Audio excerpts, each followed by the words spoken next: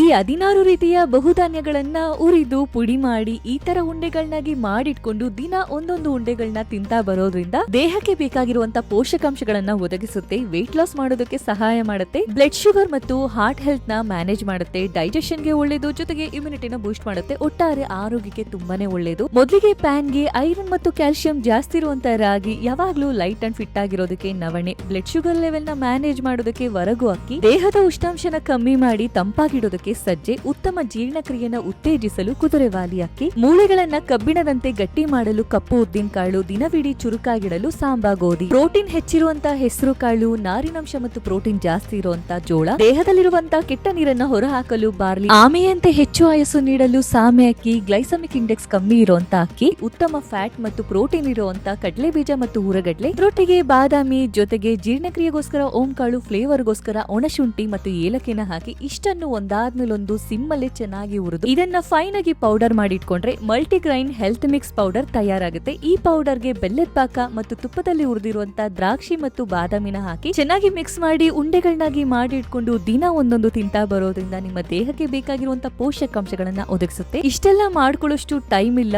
ಮಾಡ್ಕೊಳ್ಳೋ ಪ್ರೊಸೀಜರ್ ಸಹ ಕಷ್ಟ ಇದೆ ಅನ್ನೋರು fit and food Tamil page ಅವರು ನಾವು ಮನೇಲಿ ಮಾಡೋ ರೀತಿನೇ ಸೇಮ್ ಪ್ರೊಸೀಜರ್ ಅಲ್ಲಿ ಈ ಪೌಡರ್ ನ ತಯಾರಿಸ್ತಾರೆ. ಇವರ ಪ್ರಾಡಕ್ಟ್ಸ್ ಗಳೇನಾದ್ರೂ ನಿಮ್ಗೆ ಬೇಕಿದ್ರೆ ಇವರ ಅಫಿಷಿಯಲ್ ವೆಬ್ಸೈಟ್ ಮತ್ತು ವಾಟ್ಸ್ಆಪ್ ನಂಬರ್ ಮುಖಾಂತರ ಆರ್ಡರ್ ನ ಪ್ಲೇಸ್ ಮಾಡಬಹುದು.